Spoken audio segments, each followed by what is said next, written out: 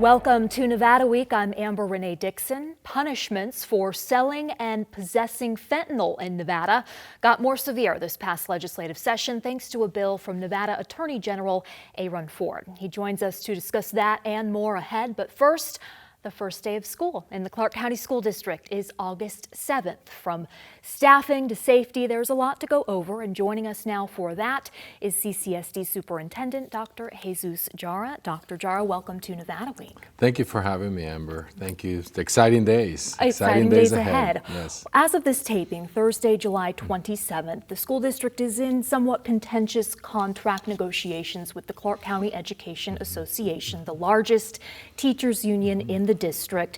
They want a 10% raise in the first year of a contract, 8% in the second year.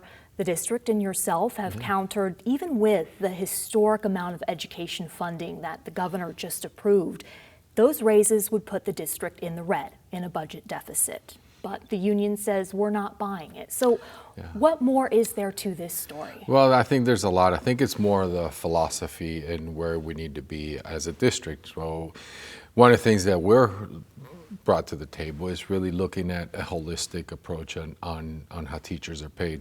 Look, I think I said it in my State of the Schools.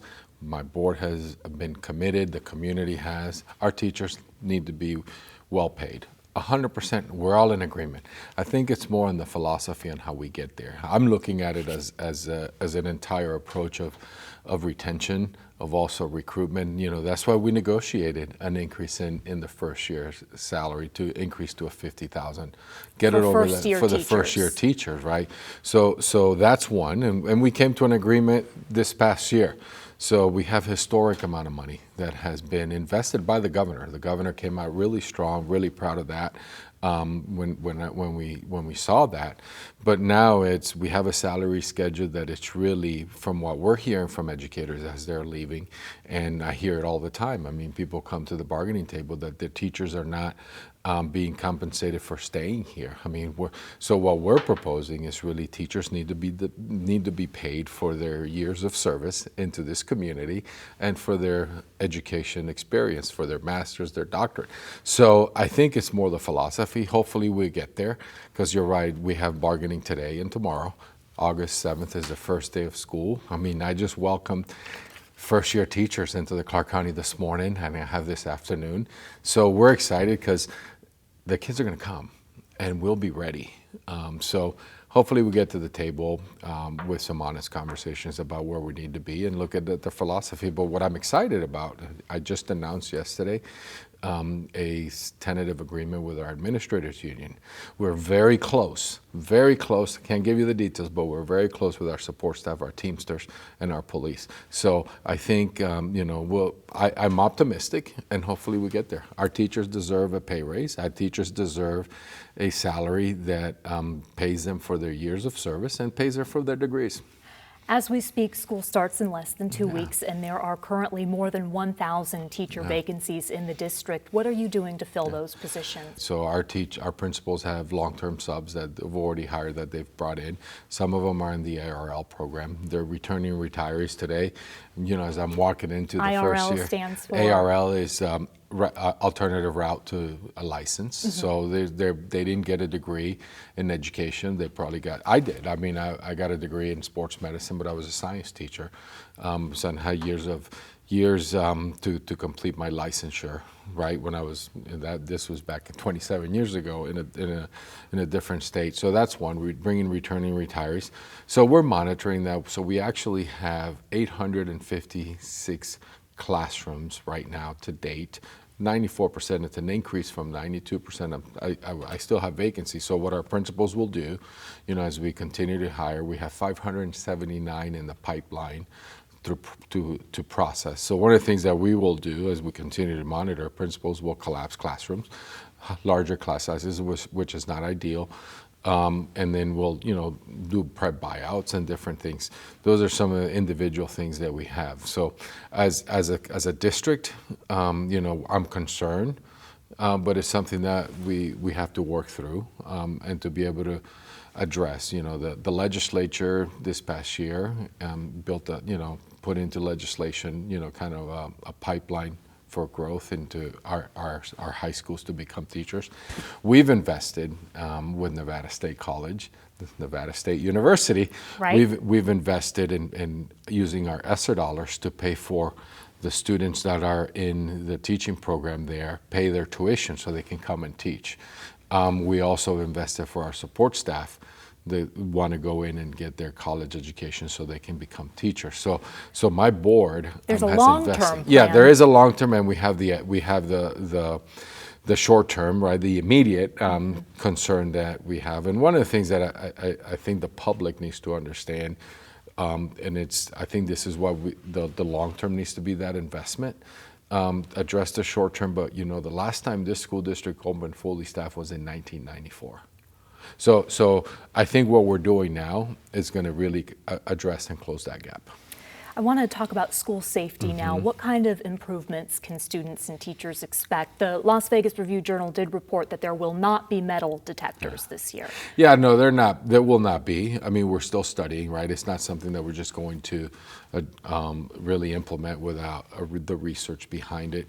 One of the things that I just want you to know, and one of the things that I was very supportive, and all superintendents working with the governor and his staff on his bill on safety.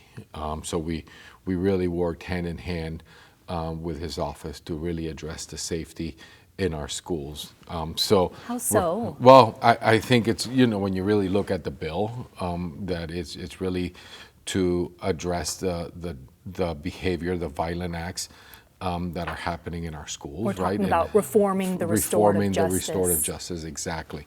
And I think that's one. Our efforts are going to continue. We started since last year really looking at the single point of entry, the fencing, the instant alert. We've instituted all of that.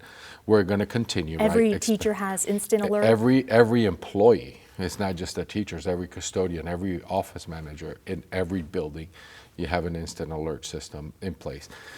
I want you to think about safety as a layered approach, because one thing is not going to fix it all. So we did that. One of the things that we're doing now is all our campus monitors, the board readjusted their pay. All our campus monitors now have, they're going to be a standardized training, set of expectations, right from de-escalation to also looking at how do you talk to kids, how do you address students, the targeted when there's a violent attack, how do you address, but then also provide wraparound services. So that's happening for all our campus monitors before they come in. One of the other things that we're also, is the reminder to our families and to our kids on the discipline code of conduct. Right, so there is some accountability that we will then be addressing as a school and as a community for parents. But the first line of defense is the parents. Ask your kids what's going on. Check the book bags. I mean, last year we confiscated 33 weapons, 33 guns on campus. Those are things that are coming in from the community. So as a community, how are we going to address that? And our police department working with all the municipalities to address. Not getting into the gun issue, that's not my issue, but my issue is guns in school is a problem. And the reforms to restorative justice, they better enable schools to expel and suspend students for violent acts. You think that'll make a difference? I think there's going to be a level of accountability. One of the things that we did last year, we added the re-engagement. One of the things that I've been very happy with is the re-engagement, including the parents in that counseling, because to me it's not, look, and I can tell you the governor said to all superintendents when he first met with us, it's not about throwing them out, putting them on the street. That doesn't help the community. It's how do we change that behavior, which is part of the restorative practices, the restorative justice is, because throwing them out in the street doesn't help, leaving them at home doesn't help. It's putting them in a place where you're going to re-engage them. Parents have to be involved in that re-engagement process, and I think that's going to be a big part of the solution. A concern of yours, I know, is catching students up academically post-COVID. Where do you think CCSD students are now? So I'm looking at the preliminary data that has come in and that will be released by the state in September. We've seen some minor improvements in math, I could just tell you, and I go back to the math improvements, is we finally, for the first time in over a decade, invested in curriculum using our ESSER dollars. So we have aligned curriculum, all our teachers, all our schools. ESSER dollars being the ESSER federal dollars, funding. Yes, I'm so sorry. The ESSER dollars, the federal funding that we received from the Biden administration, we were able to buy material. So we've seen some of the success there. English and reading, we didn't make the gains as I'm looking at it. Obviously, there's still a lot of calculations that need to happen. I'm still concerned. So it's how do we do it with after school, with summer, because it's not about adding more to the school day, but it's how do we extend the learning. And I think that's one of the things that I'm excited. We just adopted new curriculum for English, language arts, and reading that our teachers will be able to use this year. So we're seeing some gains, but we have to accelerate. One of the things that this community needs to understand, and across the country, our third graders were our kindergarten babies in COVID. Yeah. So they did kindergarten and first grade, those two years distance ed. So which is where you need the teacher. So we're monitoring all of this by cohort, because we need to be mindful, and then how do we accelerate it, and that's one of the things that we're doing. Dr. Jara, wishing you and the students and the entire district, support staff, teachers, a successful school year. Before we let you go, though, what are you most excited about this year?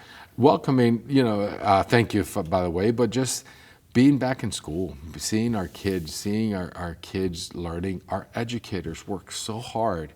Everybody does, and I think what the exciting piece is that we've had a great year, and then how do we accelerate to continue on that trajectory? Dr. Jara, thank you for your time. Thank you.